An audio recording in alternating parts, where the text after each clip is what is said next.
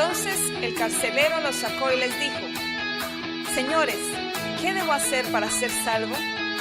Ellos le dijeron: Cree en el Señor Jesucristo y serás salvo tú y toda tu casa. Y le hablaron la palabra del Señor a él y a todos los que estaban en su casa. Este es el pastor Alan Rodríguez de la iglesia Fuente de Vida en Ciudad Colón, San José, Costa Rica. Esperamos que seas bendecido por esta palabra.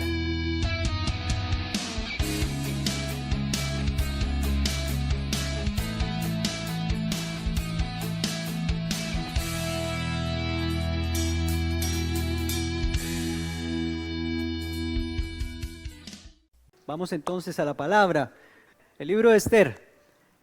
Vamos a hacer hoy algo, vamos a hacer un concentrado de tres capítulos, porque estos 3 capítulos se relacionan mucho, tienen relación con lo que va o está pasando aquí ya al final del libro. Ya vimos que el malvado Amán murió colgado en la horca que había preparado para Mardoqueo. Dios había preparado un plan antes de que se llevara a cabo el plan que tenía el enemigo, porque Dios va adelante siempre haciendo las cosas y guardándonos y protegiéndonos aún antes.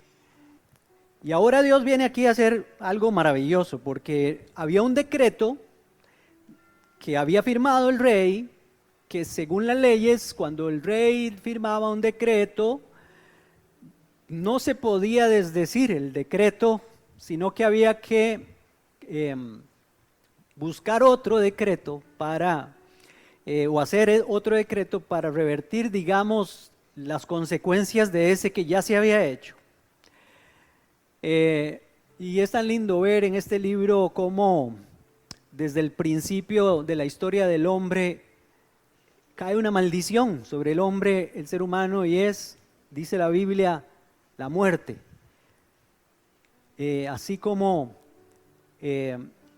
entró la muerte por un hombre, o por un hombre entró la muerte en el mundo, por el pecado, la muerte, y la muerte pasó a todos los hombres. Una vez que Adán y Eva pecaron, entró esa maldición de la muerte eterna para el ser humano. El ser humano murió espiritualmente, empezó una muerte física también, y si muere físicamente en un estado espiritual, morirá eternamente, pero es una muerte en vida, porque va a estar consciente de lo que está pasando. El alma es inmortal. Bueno, y entonces vemos cómo Dios vino a revertir ese decreto de muerte contra el ser humano a través del sacrificio de Jesús, al morir por nosotros en la cruz y pagar nuestra deuda de muerte, porque la deuda solo se pagaba con muerte. La paga del pecado es la muerte. La paga quiere decir el salario por el pecado, es la muerte. Lo que merece un pecador es la muerte. Si usted va y trabaja una semana en algún lugar y había acordado con su patrón que le iba a pagar tanto, usted merece eso. Pues es lo mismo, es el mismo principio. Por el pecado el ser humano merece la muerte. Ese es su salario. Pero Jesús vino a llevar las consecuencias y pagó por nosotros esa muerte en esa cruz de amor y resucitó por nosotros. Cuando llegamos al capítulo 8 de Esther, se trata de eso, de que ahora el rey, que ya sabe que es que el enemigo quería matar al pueblo de Dios y quería matar a Mardoqueo, e incluso iba también en la colada, por decirlo de alguna forma, la misma reina Esther por ser judía. Entonces ahora el rey va a decretar va a hacer otro decreto ahí, otro edicto para permitir que los judíos que estuvieran en cualquier lugar se defendieran de sus enemigos. Se defendieran de sus enemigos y les ganaran la batalla a los que quisieran llegar a matarlos, que ya había muerto la cabecilla de ellos, que era Amán. Y ahora entonces, por supuesto, habían demasiadas personas que odiaban al pueblo de Dios en ese tiempo, porque ese es el espíritu del anticristo. El espíritu del anticristo es odio hacia los hijos de Dios, hacia todo lo que tiene que ver con Dios. El pueblo de Dios, en este caso, en el Antiguo Testamento, los judíos, pero todavía contra los judíos y todavía mucho más contra la iglesia, que somos el pueblo, el Israel de Dios, como dice el Nuevo Testamento. Bueno, entonces no vamos a leer, bueno, quisiera leer, pues son 3 capítulos, pero quiero narrarles que el capítulo 8 dice el versículo 3, si lo pueden tener por ahí ustedes en su Biblia, Esther capítulo 8, versículo 3, dice que volvió luego Esther a suplicar al rey y se echó a sus pies llorando y rogándole que anulara la maldad de Amán, el agageo, y el designio que había tramado contra los judíos. Entonces el rey extendió a Esther el cetro de oro, y Esther se levantó, se puso en pie delante del rey y le dijo: si place al rey, si ha hallado gracia en su presencia, si le parece acertado al rey y soy agradable a sus ojos, que se dé orden escrita para revocar las cartas que autorizaron la trama de Amán, hijo de Amedata, el agageo, dictadas para exterminar a los judíos que están en todas las provincias del rey. Bueno, esa fue la petición de Esther. Porque la iglesia, así como Esther representa a la iglesia aquí, la iglesia todavía somos llamados a interceder unos por otros. Lo vimos ahora. Interceder por cualquier cosa. No solo por enfermedades o por cosas así. Interceder ante Dios por situaciones difíciles que está pasando alguien, porque alguna persona está pasando una prueba y le falta la fe y necesitamos unirnos para que la fe de esa persona crezca, darle aliento, etcétera. Nosotros estamos para interceder por nuestro país todos los días. No se olvide de orar por su país, por Costa Rica, todos los días. Hay cosas que creo que a veces son buenas costumbres que nosotros debemos de proponernos. Hace unos días, desde hace, no sé si sería como tal vez un mes para acá, me propuso en el corazón, o no sé si fue el Espíritu Santo que me lo puso, yo me imagino, porque la verdad que al final las cosas así son del Espíritu, me propuse en el corazón no levantarme de mi cama sin antes no tirarme de rodillas al suelo. No es que estoy hablándole de orar, aunque sí, usted ya se pone de rodillas o sea, inmediatamente ya está como orando, ya en la cabeza usted está con cosas que decirle a Dios, pero les hablo de un acto de doblar rodillas, porque lo primero que quiero hacer apenas me levanto de mi cama es ponerme de rodillas para demostrarle al Señor que yo estoy delante de Él y que Él tiene el control de mi vida y que Él es el principal y el más grande. ¿Lo he hecho todos los días? No. Cuando me doy cuenta, ya me levanté de la cama, porque así somos. Porque somos, ¿cómo se llama? Somos de costumbres y tenemos que formar hábitos. Y los hábitos no se forman de la noche a la mañana. Toda la vida me había levantado de mi cama, ir a hacer el café y hacer otras cosas. Luego hacía el devocional y eso. Pero no era lo primero. O qué sé yo, a veces antes de eso, en invierno especialmente, algunos días a la semana, lo primero que hacía era alistarme para agarrar la bicicleta muy temprano e irme a dar una vueltica en bici. Por supuesto, antes de salir oraba, etcétera. Pero esto es nuevo para mí. Entonces, claro, cuando me acuerdo, me tiro de rodillas. Y ya lo estoy haciendo más y más, cada vez mejor, o sea, cada vez más rápido. Porque esa es la idea. Eso fue lo que Dios puso en mi corazón. Y yo los invito a que ustedes lo hagan también. Porque cuando yo veo a esos musulmanes tirándose no sé cuántas veces al día, donde quiera que estén, delante de un Dios que no es el Dios que nosotros tenemos, que murió por nosotros en la cruz, yo digo, qué increíble. Otras personas por religión hacen cosas y nosotros que tenemos una relación personal con Dios muy diferente, no lo hacemos o no hacemos algo. Les cuento que en ese funeral donde fuimos, suenan campanita y todo el mundo de rodillas. Delante de una hostia, delante de ahí, de una imagen. de una cosa. ¿Y por qué nosotros no nos vamos a poner de rodillas delante del Rey de Reyes y Señor de Señores?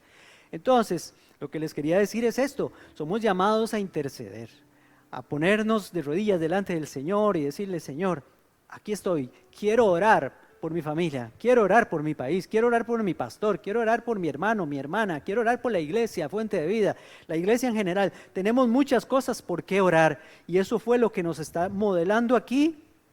Esther se tiró delante del Señor, a sus pies, delante del rey, perdón, aquí, a sus pies, llorando y rogándole que anulara la maldad de Amán.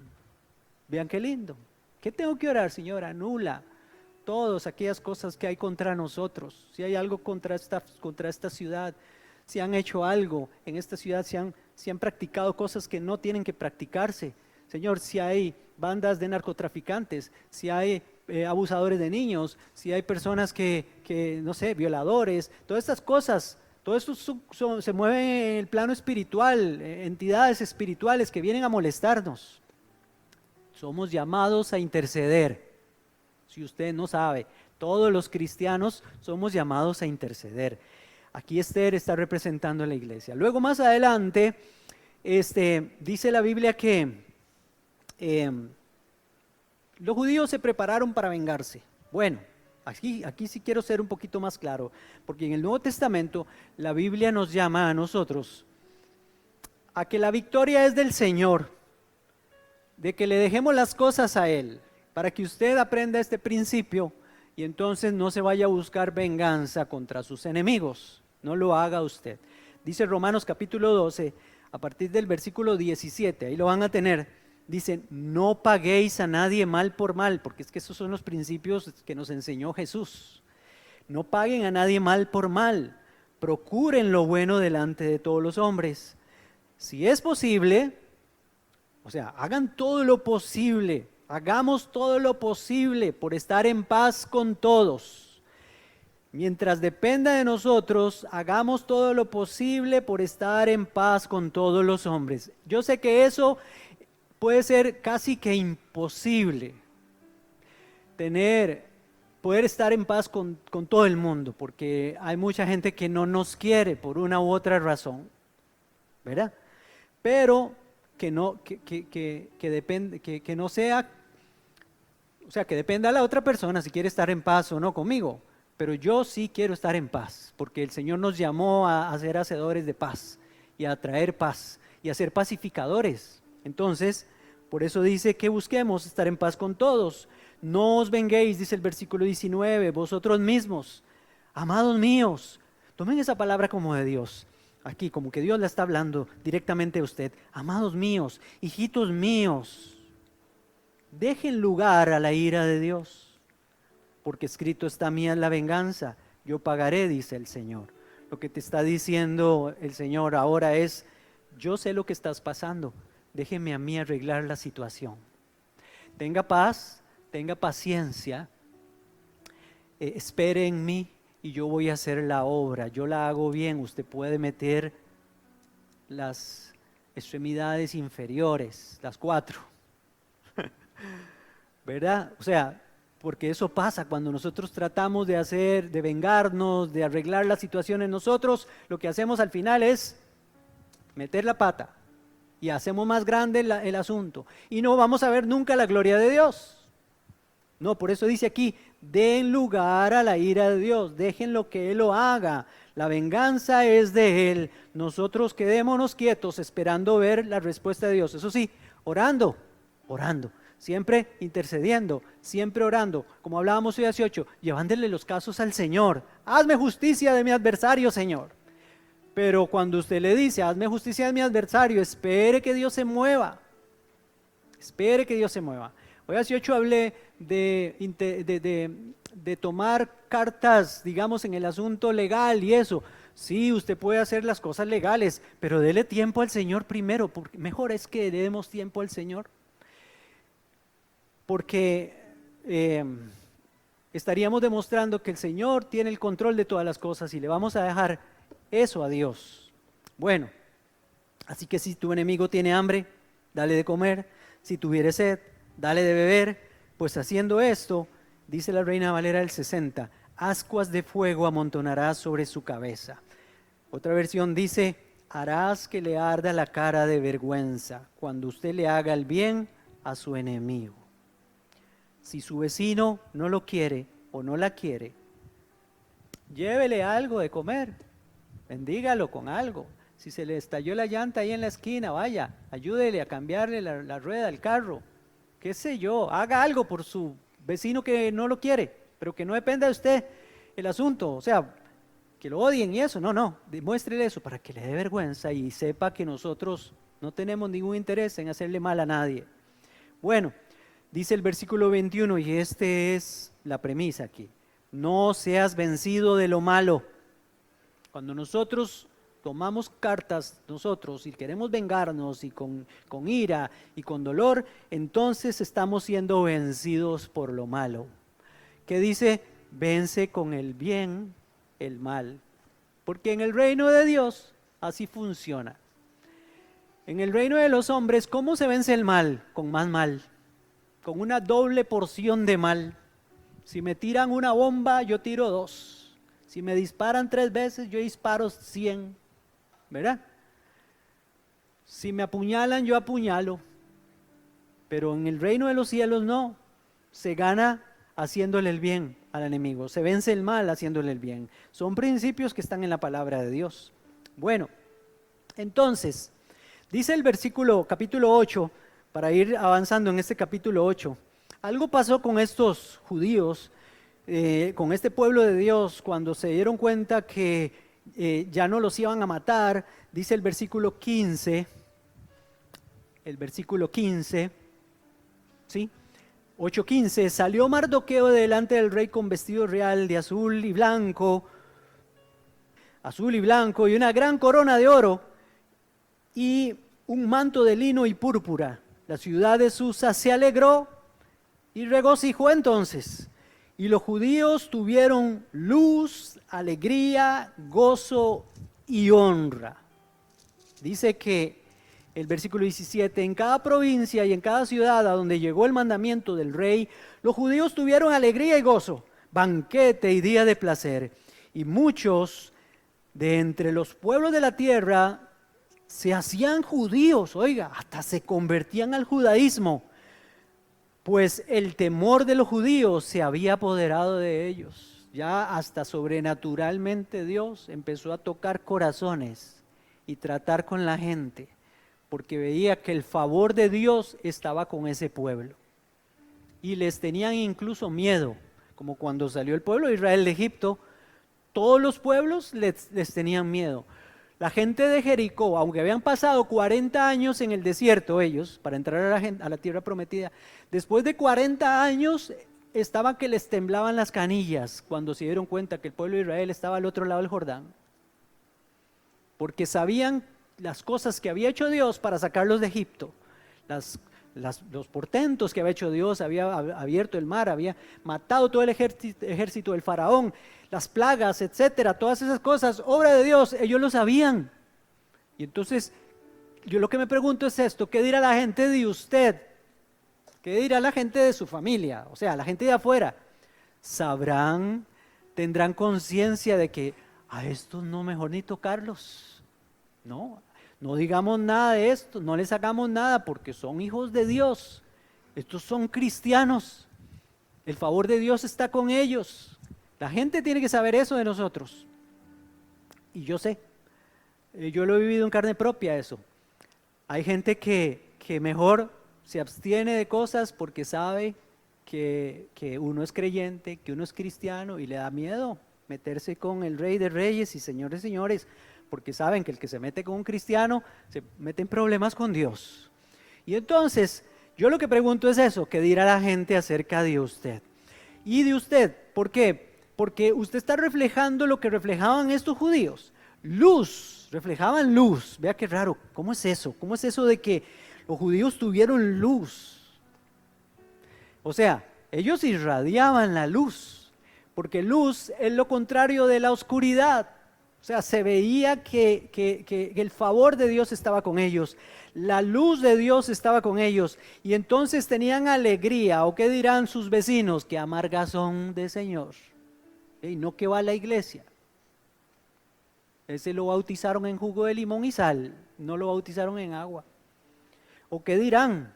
Vea que dice alegría, luz, alegría, gozo y honra. Y honra. Esas son las cosas que debemos reflejar nosotros como hijos de Dios. ¿O será que los vecinos dicen, mira, no son cristianos, pero ahí viven como perros y gatos, solo pleitos todo el día? Ahí se oye, no hombre. Y aquel gritándole a la esposa y la esposa gritándole a él, y solo con gritos se tratan y se maldicen incluso. Malas palabras, todas esas cosas. ¿Qué dirán de nosotros? O dirán, qué linda esa familia, se les ve la gracia de Dios, hay luz, alegría, gozo y honra en ellos. Que eso debería de ser lo que digan de nosotros como hijos de Dios. Cuando el mundo vea al pueblo de Dios dando testimonio de que Dios está con nosotros, entonces creerán como creyeron estos, hasta se estaban convirtiendo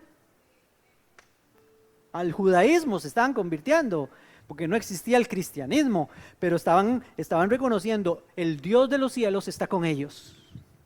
El Dios de Abraham, de Isaac y de Jacob, el Dios que los sacó de Egipto, está con ellos. Hagámonos judíos nosotros también, porque había temor. Los veían como el favor de Dios estaba con ellos. Capítulo 9 y 10. El capítulo 9 y 10 tiene algo muy, muy interesante. El versículo 1 dice, en el mes duodécimo, que es el mes de Adar, a los 13 días del mismo mes, cuando debía ser ejecutado el mandamiento del rey y su decreto, el mismo día en que los enemigos de los judíos esperaban enseñorearse de ellos. ¿Qué es eso de enseñorearse de ellos? Hacer con ellos lo que quisieran, hacerlos sus esclavos y ellos señores. Y no solo esclavizarlos, sino matarlos. Enseñorearse de ellos, sucedió lo contrario, porque los judíos se enseñorearon de los que los aborrecían. Pasó al revés. Y esto es un principio bíblico. Aquí está escrito, es un principio bíblico. Porque Jesús revocó el decreto de la muerte que había contra nosotros. Había un acta de decretos contra nosotros, dice la Biblia así, es una reiteración, un acta de decretos que había contra nosotros que nos era contraria. Lo dice Colosenses 2:14. Un acta de decretos contra nosotros que nos era contraria. Quitándola de en medio, la clavó en la cruz. Sobre él cayó todo el castigo y todos esos decretos, para que entonces ahora nadie se enseñoree de usted. Usted no sea esclavo de nada, ni de nadie, sino que más bien usted ahora, como dice la Biblia, somos llamados a ser señores más bien. Y yo estoy hablando en términos que me entiendan. Voy a explicarles de qué se trata lo que quiero decirles. Por ejemplo, cuando Jesús llegó a la región de Gadara, se bajó de la barca, no se había bajado de la barca cuando ya estaba un endemoniado, 2 endemoniados, dice los otros evangelios, tirados de rodillas delante de Jesús. Señor Jesús, no nos atormentes, viniste a atormentarnos antes de tiempo. ¿Ve la relación? ¿Para qué está el Hijo de Dios? Para atormentar, no para que lo atormenten. Usted no está para que lo atormente nadie ni nada, ni ninguna situación, ni ninguna enfermedad, ni ninguna cosa creada, ni ninguna persona, ni ningún demonio, ni nada puede atormentarlo a usted. Usted más bien está para enseñorearse de esas cosas. Llamados a atormentar, no a ser atormentados. Somos llamados a gobernar, no que nos gobiernen. Y le voy a leer Deuteronomio capítulo 8, donde vienen las bendiciones de Dios. Lindo este capítulo 8 de Deuteronomio. Dice, acontecerá que si oyeres atentamente la voz de Jehová tu Dios, hay condición. Si oyeres la voz de Dios, para guardar y poner por obra todos sus mandamientos que yo te prescribo hoy, también Jehová tu Dios te exaltará sobre todas las naciones de la tierra. ¿Ve? Eso es una promesa de Dios para los que son obedientes. Exaltado. Dios te va a exaltar. y vendrán sobre ti todas estas bendiciones y te alcanzarán si oyeres la voz de Jehová. Entonces, aquí ponemos restricciones. Esto es para los obedientes, no para los desobedientes. Bendito serás tú en la ciudad y bendito tú en el campo. Bendito el fruto de tu vientre, como Matías, ¿verdad? Como Isaac, que allá el Señor lo está llevando hasta otro continente. Ya llegó, gracias a Dios. Hablando en términos naturales, pero en términos espirituales también, mucho más. Bendito el fruto de tu vientre, el fruto de tu tierra, el fruto de tus bestias, incluso hasta eso, hermanos, la cría de tus vacas, los rebaños de tus ovejas. Benditas serán tu canasta y tu arteza de amasar, o sea, lo que hagas con tus manos y prepares tu comida o de lo que vivas. Bendito serás al entrar y bendito serás al salir. Jehová derrotará a tus enemigos que se levanten contra ti. Por un camino saldrán contra ti y por 7 caminos huirán delante de ti. ¿Cuántos creen esas palabras? Es para los obedientes. Porque el Señor nos llamó a estar ahí. A estar ahí. Dios quisiera que todos estuviéramos ahí, pero los que están ahí son los obedientes.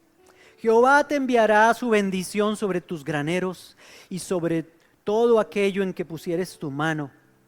Te bendecirá en la... Es que vea, oiga, es que ponga atención. Todo aquello sobre lo que pusieres tu mano.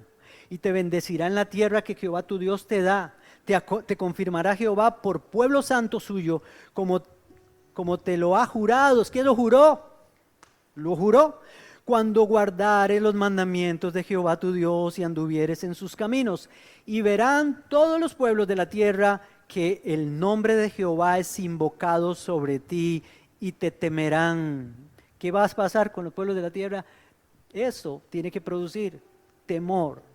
Y te hará Jehová sobreabundar en bienes, en el fruto de tu vientre, en el fruto de tu bestia, en el fruto de tu tierra, en el país que Jehová juró a tus padres que te había de dar. Te abrirá Jehová su buen tesoro en el cielo para enviar la lluvia a tu tierra en su tiempo y para bendecir toda tu obra de tus manos, y prestarás a muchas naciones y tú no pedirás prestado. ¿Qué le parece? Te pondrá Jehová por cabeza y no por cola. Entonces, ¿es de Dios que estemos arriba? Sí, es de Dios. ¿Es de Dios la prosperidad? Dígame sí o no. Si está en la Biblia aquí, serás prosperado. Tus graneros, todo lo que pusieres tu mano te bendecirá. Eso es prosperidad para los que son obedientes. Y te hará Jehová sobreabundar en bienes, decía el versículo 11. En el fruto de tu vientre, en el fruto de tu bestia, en el fruto de la tierra, que Jehová juró a tus padres. Bueno, te pondrá Jehová por cabeza y no por cola, y estarás encima solamente y no estarás debajo, si obedecieres los mandamientos de Jehová tu Dios, que yo te ordeno hoy, para que los guardes y los cumplas. Dios quiere engrandecer a su pueblo. Hay un ejemplo en el Antiguo Testamento también, en Génesis 26:12, hablando de Isaac. Todos sabemos y hemos leído que el padre de la fe, así lo enseña el Nuevo Testamento, es Abraham. Abraham era alguien que no tenía la bendición de Dios. No, tenía la bendición de Dios Abraham. ¿Era desobediente Abraham? No, fue obediente. ¿Falló en algo Abraham? Sí falló. Tuvo sus fallas, tuvo sus deslices ahí, pero eso no le quitó que Dios lo bendijera al reconocer sus fallas, porque todos nosotros tenemos fallas delante de Dios, pero Dios ve los corazones que quieren ser obedientes. Y hablando de Isaac, el hijo de Abraham, Isaac aprendió de la bendición que tenía su papá, y dice en el capítulo 26 que Isaac se tuvo que ir para una tierra donde había una sequía terrible, pero Isaac cosechó en medio de la sequía.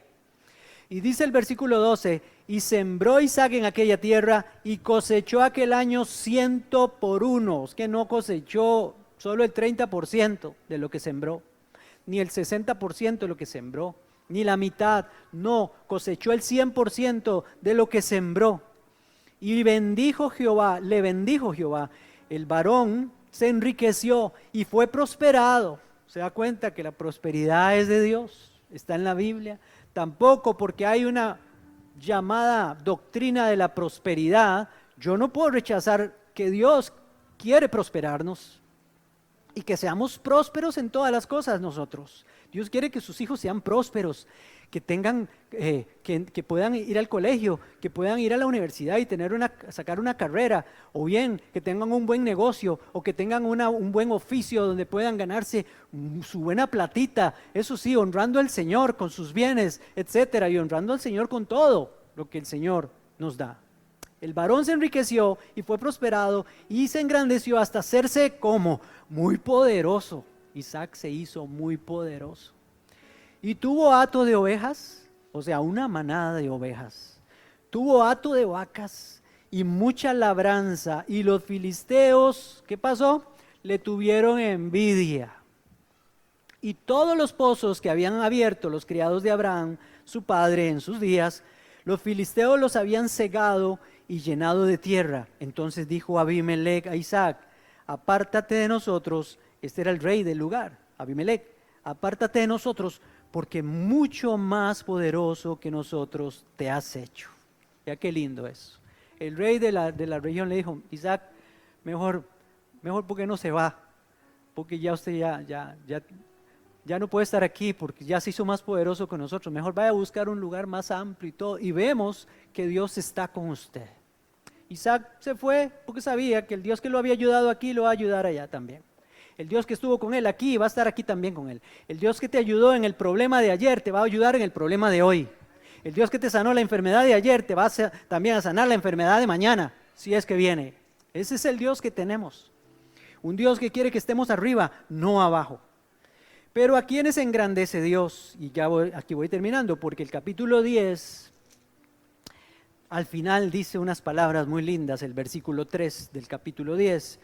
Dice: pues Asuero, está hablando de el rey, pues Mardoqueo, el judío, fue el segundo del rey Asuero. Oiga, le pasó igual que a José en Egipto. ¿Quién era el segundo después del faraón? José.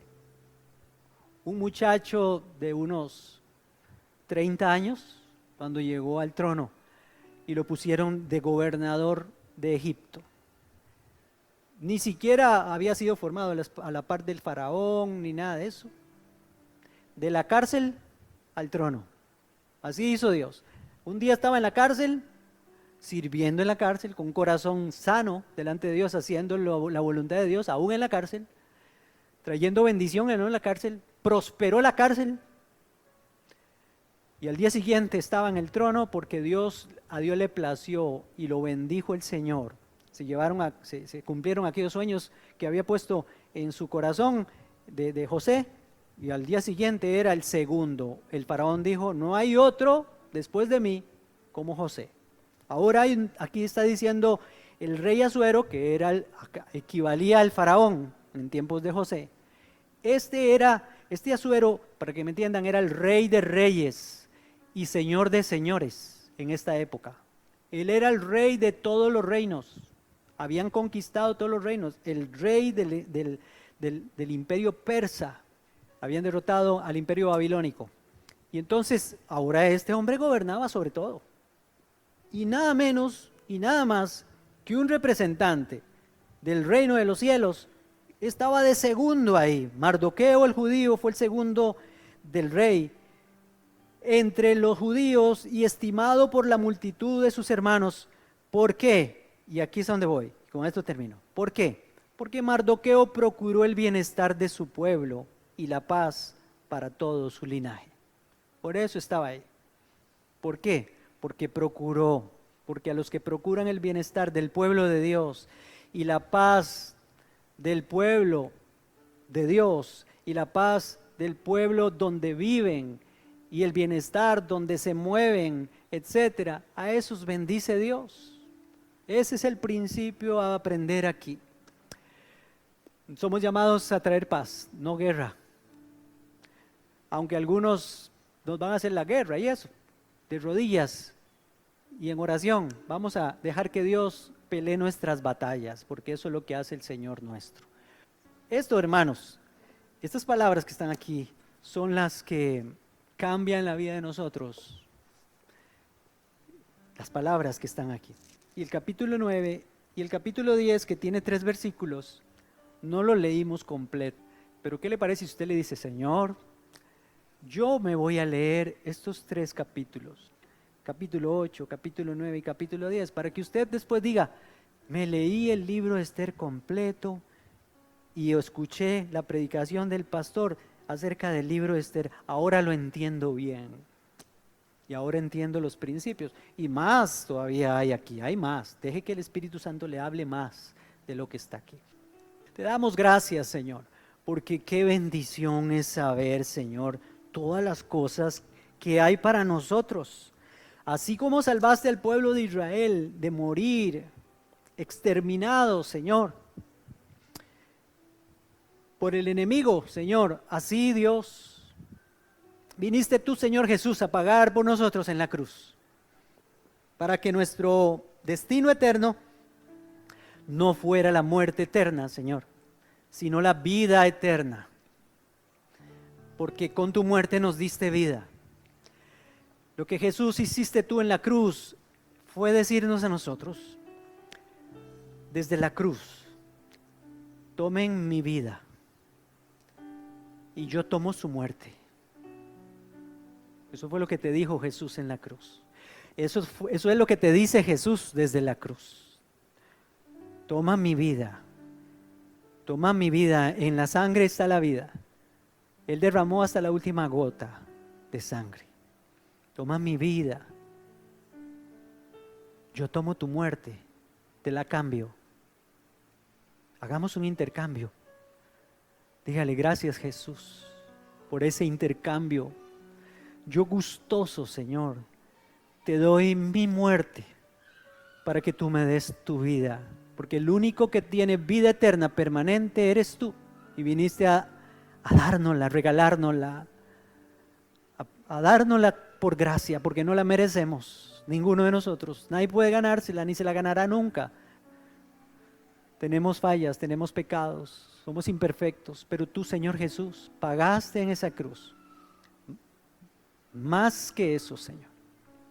Gracias, Jesús, porque a través de tu sacrificio nos salvaste del exterminio que el diablo había pensado contra todo el ser humano que nace en este mundo. Porque él sabía que si mataba a uno, a la primera pareja, todos los demás iban a arrastrar su pecado y las consecuencias de su pecado. Pero tú viniste, Señor Jesús, a cortar con aquello. Al hacerte hombre, guardarte sin pecado y sin mancha y llegar a la cruz como el Cordero de Dios que quita el pecado de Adán, que quita el pecado que había empezado allá en el Edén. Adán como nuestro padre espiritual desde el Edén. Ahora cambiamos de padre, ahora eres tú, Jesús.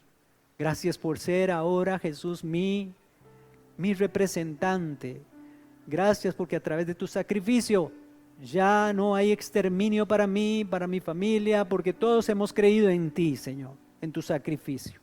Y gracias porque aparte de eso, o mejor dicho, añadido a eso, Señor, vienen todas las demás bendiciones. Señor, gracias porque ahora estamos arriba y no abajo. Gracias, Jesús, porque hay cientos de bendiciones. Todas las cosas que hagamos serán prosperadas. Todo lo que emprendamos será prosperado, porque nos guardamos en obediencia para ti, Señor. En el nombre de Jesús. Gracias. Gracias, Señor.